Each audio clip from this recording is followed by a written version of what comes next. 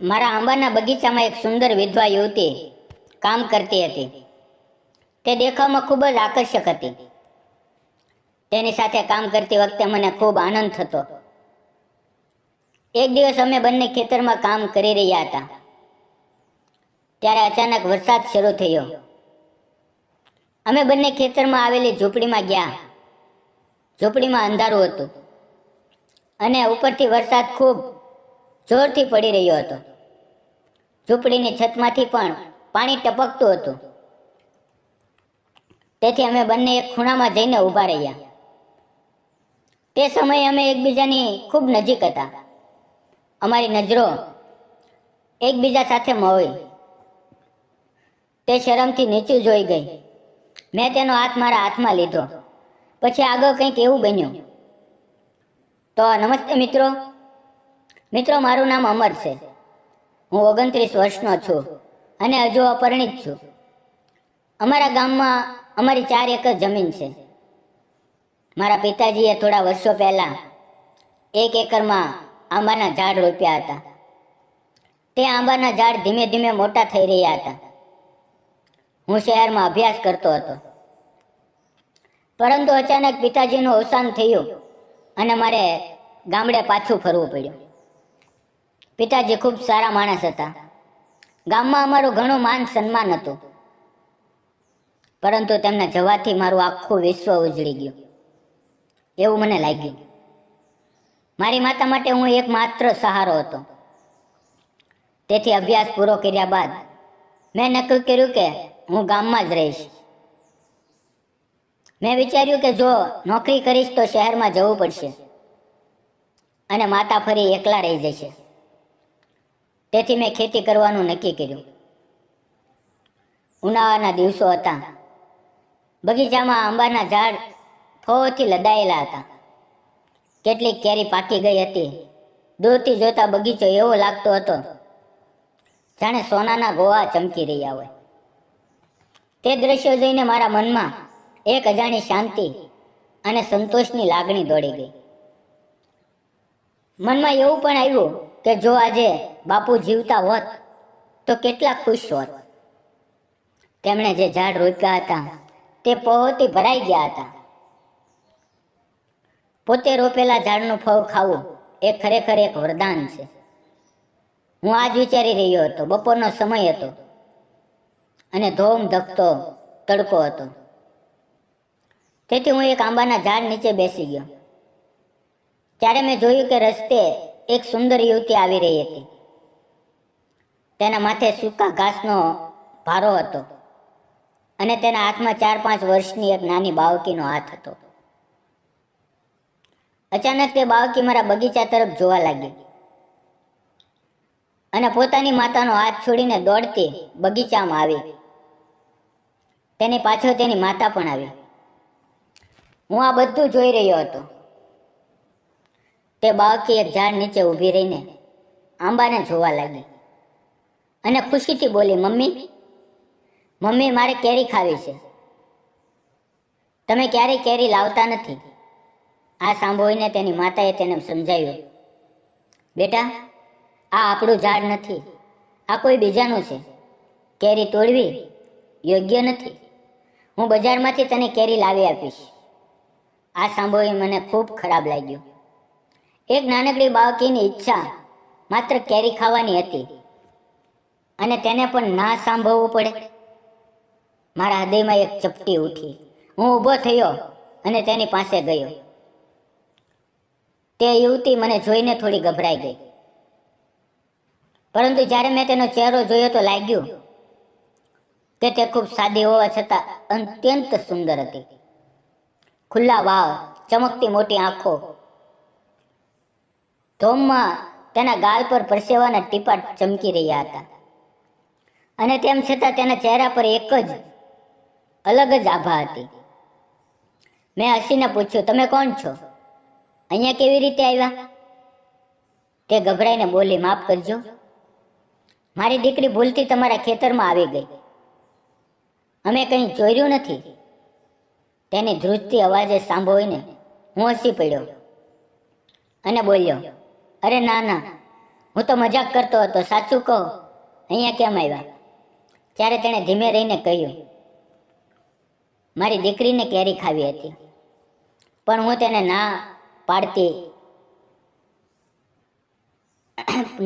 હતી, પણ તે ન માની.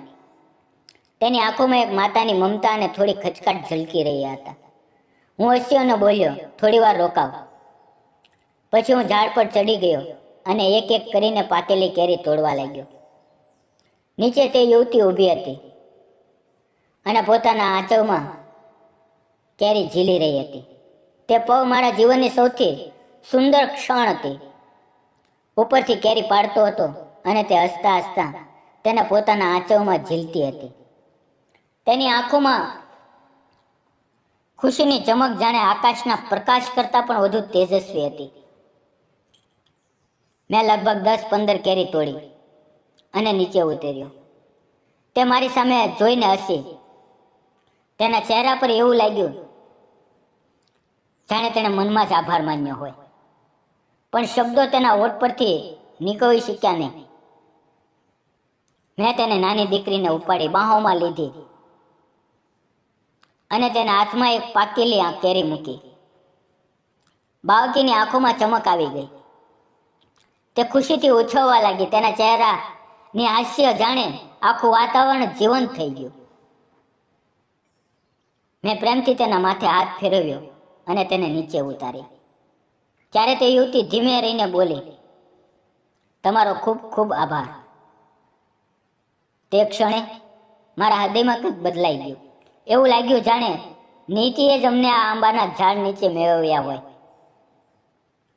તે બાળકીની માસૂમ હાસી અને તે યુવતીની આંખોમાં ઝલકતી કૃતજ્ઞતામાં મને જીવનનો નવો અર્થ મળ્યો. મિત્રો, આપવામાં જે સુખ છે તે મેળવવામાં નથી. મેં હસીને કહ્યું, મેં તમને ઓળખ્યા નથી. તે યુવતી હવેથી હસી અને બોલી, હું નજીકમાં રહું છું. મારું નામ સુનીતા છે. હું વિધવા છું અને મારી માતા સાથે રહું છું. તેના આ શબ્દો સાંભળીને મારું હૃદય અંદરથી હચમચી ગયું. આટલી નાની ઉંમરે કોઈ સ્ત્રીનું વિધવા થવું ખૂબ દુઃખ હોય છે. મેં થોડું રોકાઈને પૂછ્યું, તમે હજી યુવાન છો, આટલી નાની ઉંમરે વિધવા કેવી રીતે થયા? તેની આંખોમાં આંસુ આવી ગયા અને તે ધીમા સ્વરે કહેવા લાગી, મારા લગ્ન 7 વર્ષ પહેલા થયા હતા. લગ્ન બાદ બધું બરાબર ચાલતું હતું, પણ અચાનક મારા પતિને હૃદયરોગનો હુમલો આવ્યો અને તેનું અવસાન થયું. મારા સાસુ સસરાએ મને ઘરમાંથી કાઢી મૂકી. તેથી હું મારી 5 વર્ષની દીકરીને લઈને મારી માતા પાસે આવી. મારા પિતા નથી અને ઘરની હાલત ખૂબ નબળી છે. તેની વાતો સાંભળીને મારું મન ભારે થઈ ગયું. આંખોમાં આંસુ આવી ગયા. મેં ધીમે રહીને પૂછ્યું, તો તમે ઘરે શું કરો છો? ક્યાં કામ કરો છો? તે બોલી, જ્યાં કામ હોય ત્યાં મજૂરી કરું છું. ક્યારેક ખેતરમાં, ક્યારેક ઘરોમાં, પણ ઘણીવાર એવું પણ બને છે કે અઠવાડિયા સુધી કામ નથી મળતું. આ સાંભળીને મારા હૃદયમાં દુઃખની લાગણી ઉઠી. મને તેના દુઃખની ઊંડાઈનો અહેસાસ થયો. હું તરત બોલ્યો, તો તમે અમારા ખેતરમાં કામ કરશો? આ સાંભળીને તેના ચહેરા પર જાણે રોશની ફેલાઈ ગઈ. તેની આંખોમાં ખુશી ઝલકી ઉઠી. તેણે હસીને કહ્યું, હા, શા માટે નહીં? મેં કહ્યું, કામ વધારે નથી, બસ થોડું ઘાસ ખેંચવાનું છે અને ક્યારેક આંબાના બગીચાની રખવાળી કરવાની હોય છે. તેણે ઉત્સાહથી કહ્યું, ઠીક છે. હું હસીને બોલ્યો, અને હા, તમને રોજ કામ મળશે, કારણ કે તમને બેસી રહેવાની આદત નથી. આ સાંભળીને તે હસી અને માથું હલાવીને હા પાડી. મેં કહ્યું, કાલથી કામે આવી જજો. તેણે પોતાના આંચળમાં કેરી ભેગી કરી પોતાની દીકરીનો હાથ પકડ્યો અને જવા લાગી. પણ જતા જતા તેણે અચાનક પાછું વળીને એક પ્યારી સ્માઇલ મારી તરફ ફેંકી અને નજીક આવીને બોલી, માફ કરજો, પણ મેં તમારું નામ પૂછ્યું જ નથી. મેં હાથ આગળ કર્યો અને કહ્યું, મારું નામ અમર છે. તેણે પોતાનો નાજુક હાથ મારા હાથમાં મૂક્યો. તે નરમ સ્પર્શે જાણે મારા હૃદયને સ્પર્શી લીધું. મારામાં એક અજાણી ગરમાહટ ગળી ગઈ. પછી તેણે હાથ છોડ્યો અને ચાલી ગઈ. પછી હું ત્યાં ઊભો રહીને તેની જતી આકૃતિને જોતો રહ્યો. તેના આંચવમાં કેરીઓ, માથે ઘાસનો ભારો અને હાથમાં પોતાની નાની દીકરીનો હાથ. તે દ્રશ્ય જાણે મારા હૃદયમાં હંમેશા માટે અંકિત થઈ ગયું. તે રાત્રે જ્યારે હું સૂવા માટે ગયો ત્યારે મારા મનમાં ફક્ત તેની જ છબી ઘૂમતી રહી. કેરી ઝીલતી વખતે તેનો ચહેરો, તેની શરમાતી સ્માઇલ, તેની આંખોમાં છુપાયેલું ઊંડું દુઃખ અને તેમ છતાં તેના ચમકતી આશાની કિરણ. આ બધા વિચારોમાં ન જાણે ક્યારે મારી આંખ લાગી ગઈ. બીજે દિવસે સવારે લગભગ 9:30 વાગ્યે સુનીતા ખેતરે આવી. હું તે સમયે કેરીના ઝાડને પાણી આપી રહ્યો હતો. મેં તેને ઘાસ કાપવાનું કહ્યું અને પૂછ્યું, તમારી દીકરી નથી આવી? તે બોલી, ના, આજે તેને મારી મમ્મી સ્કૂલે મૂકવા આવી છે. પછી અમે બંને અમારા કામમાં લાગી ગયા. બપોર થઈ તો હું તેની પાસે ગયો અને બોલ્યો, સુનીતા, બપોર થઈ ગઈ, ચાલ ખાવાનું ખાઈ લઈએ. અમે બંને આંબાના ઝાડ નીચે બેસીને ખાવાનું ખાધું. તેની સાથે બેસીને ખાવામાં મને એક અનોખી શાંતિ અને સુખનો અનુભવ થયો. તે ખૂબ સાદી અને અત્યંત સુંદર લાગતી હતી. તેનું હાસ્ય, તેની મધુર વાતો મારા હૃદયને સ્પર્શી રહી હતી. ખાધા પછી અમે થોડી વાર ઝાડ નીચે બેઠા અને પછી તે કામે લાગી ગઈ. હું પણ પાણી આપવા ગયો. એક દિવસ આંખના પલકારામાં નીકળી ગયો. હવે તેને ખેતરમાં આવતા 10 દિવસ થઈ ગયા હતા અને આ દિવસોમાં અમારા હૃદયો વચ્ચે એક ગાઢ અપનાપો બંધાઈ ગયો હતો. તેની સાદગીમાં મને અસલી સૌંદર્ય દેખાતું હતું. તેની દરેક વાતમાં જીવનનો સંઘર્ષ ઝલકતો હતો અને તેમ છતાં તેની આંખોમાં આશાની ચમક હતી. તેના ફાટેલા જૂના કપડામાં ગરીબી સ્પષ્ટ દેખાતી હતી, પણ તેની નજરમાં આત્મસન્માન અને જીવન પ્રત્યેની એક રોશની હતી જે મને અંદરથી સ્પર્શી જતી હતી. તેની દુઃખ ભરેલી વાતો સાંભળીને મારું મન ભારે થઈ જતું અને તેનું હાસ્ય મને જીવનથી ભરી દેતું. હવે ધીમે ધીમે મને અહેસાસ થયો કે હું તેની સાથે હૃદયથી પ્રેમ કરવા લાગ્યો છું. તેની આંખોમાં પણ હવે મારા માટે એક અપનાપો અને કોમળ લાગણી સ્પષ્ટ ઝલકવા લાગી હતી. અમે ઘણીવાર બપોરે સાથે બેસીને મીઠી કેરી ખાતા અને તે સમય મને ખૂબ સારું લાગતું. જ્યારે તે કેરી ખાતી ત્યારે તેના ચહેરાના હાવભાવને હું ચૂપચાપ જોતો. ક્યારેક તેના હોઠ પર હળવું સ્મિત આવતું, ક્યારેક તે આંખો બંધ કરીને રસનો સ્વાદ માણતી અને તેનો તે બાવ સમાન ચહેરો મને અંદરથી મોહી લેતો. ક્યારેક હું જાણી જોઈને ઝાડ પર ચડી જતો અને હસતા હસતા આંબો હલાવતો અને પછી તેની તરફ ફેંકતો. તે ઝડપથી પોતાની સાડીનો આંચો ફેલાવીને તે કેરી ઝીલી લેતી. જ્યારે હું તેના આંચવમાં ભરેલી કેરી જોતો ત્યારે મને એવું લાગતું કે હું મારું આખું જીવન તેના હાથમાં સોંપી દેવા માંગુ છું. આવા દિવસો પસાર થતા ગયા અને અમારો સંબંધ દિવસે ને દિવસે ગાઢ થતો ગયો. હવે તેને મારા ખેતરમાં કામ કરતા કરતા 1.5 મહિનો થઈ ગયો હતો અને આ 1.5 મહિનામાં હું અજાણતા તેની સાથે હૃદયથી પ્રેમ કરવા લાગ્યો હતો. આંબાની સિઝન લગભગ પૂરી થઈ ગઈ હતી. બસ થોડા જ કેરીના ઝાડ બચ્યા હતા ત્યારે વરસાદની ઋતુ શરૂ થઈ ગઈ. મારા ખેતરમાં એક જૂની ઝૂંપડી હતી. તે દિવસે સુનીતા ઘાસ કાપી રહી હતી અચાનક કાળા વાદળો છવાઈ ગયા, હવાનો વેગ વધ્યો અને મુશળધાર વરસાદ શરૂ થયો. તે વરસાદમાં ભીંજાઈ રહી હતી અને હું ઝાડ નીચે ઊભો રહીને તેને જોતો હતો.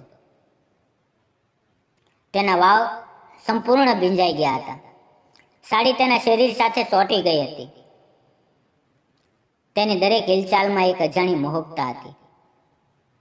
મેં તેનું નામ લઈને બૂમ પાડી, સુનીતા, અહીંયા આવ. તે દોડતી મારી પાસે આવી અને અમે બંને ઝૂંપડીમાં ગયા. ઝૂંપડીની છતમાંથી પાણી ટપકતું હતું, તેથી અમે એક સૂકો ખૂણો શોધી રહ્યા હતા. અમે એટલા નજીક ઊભા હતા કે અમારા ખંભા એકબીજા સાથે અથડાતા હતા અને અમારા શ્વાસ પણ એકબીજા સાથે મોઈ રહ્યા હતા.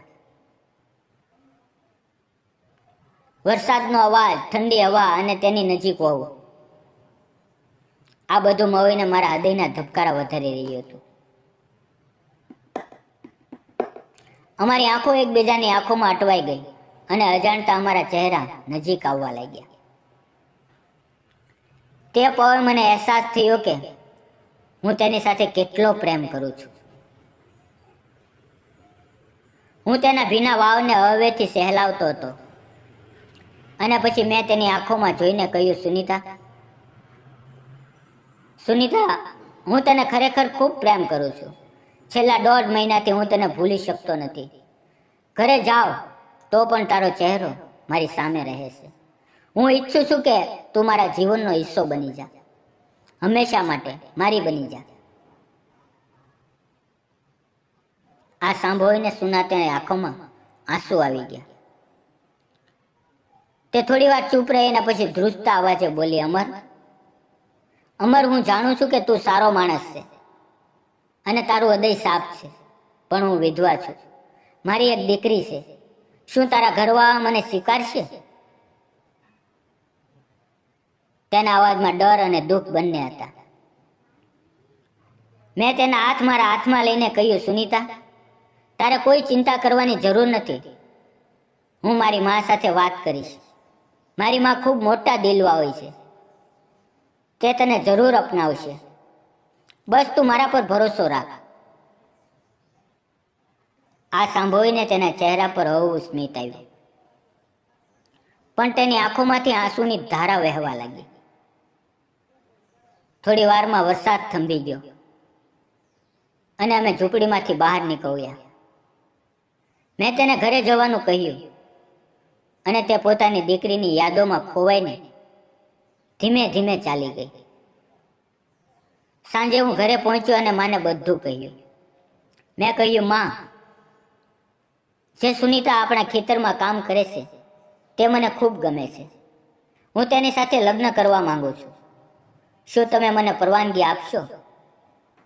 માં થોડી વાર ચૂપ રહી અને પછી બોલી, અમર, જે છોકરી તને ગમે છે તેને ઘરે લઈ આવ.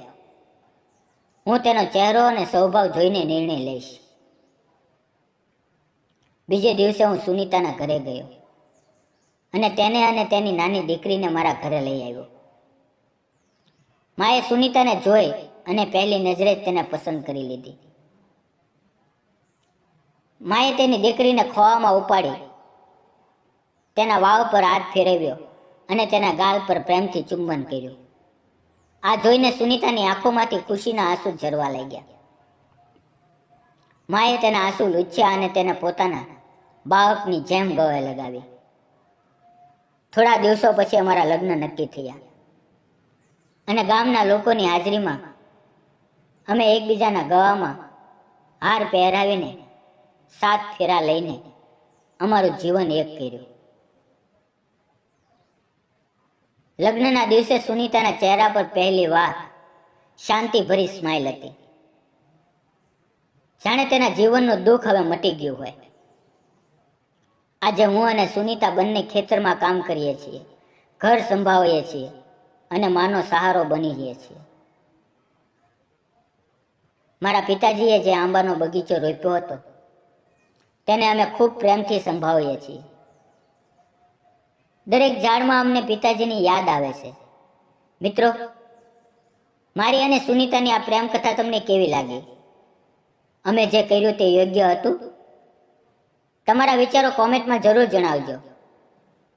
મિત્રો, સાચો પ્રેમ ક્યારે રૂપ, પૈસા કે સમાજના મંતવ્યો પર નથી ટકતો. તે ફક્ત હૃદય અને માનવતાને જુએ છે. અમર જેમ પોતાના પિતાજીના સોંપેલા આંબાના બગીચાને સંવાર્યો, તેમ તેણે સુનીતાના જીવનને પણ પોતાના પ્રેમ અને મમતાથી નવું જીવન આપ્યું. તેણે તેની આંખોમાં છુપાયેલા દુઃખને પોતાના સ્નેહથી દૂર કર્યું. તેથી આપણે એ ન ભૂલવું જોઈએ કે ભલે કોઈ વિધવા હોય, ગરીબ હોય કે સંઘર્ષથી ભરેલું જીવન જીવતું હોય, માણસની અસલી કિંમત તેના હૃદયમાં હોય છે. અને જ્યારે બે હૃદયનો સચ્ચાઈ અને ઈમાનદારીથી મળે છે, ત્યારે જ અસલી જીવન શરૂ થાય છે. જો તમને આ કહાની ગમી હોય તો લાઈક, શેર અને સબસ્ક્રાઇબ જરૂર કરજો. મિત્રો, વિડીયોમાં આવેલા નામ, પાત્ર અને ઘટના ફક્ત કાલ્પનિક છે. તેનો કોઈ પણ વ્યક્તિ, જાતિ કે ધર્મ સાથે સંબંધ નથી. આ વિડીયો ફક્ત મનોરંજન અને શૈક્ષણિક ઉદ્દેશથી બનાવવામાં આવ્યો છે. તેને અન્યથા ન જોશો. ફરી મળીએ આવતીકાલે મિત્રો. ત્યાં સુધી તમારું ધ્યાન રાખો. વિડીયો પૂરો જોવા બદલ આપ સૌ મિત્રોનો દિલથી ધન્યવાદ મિત્રો.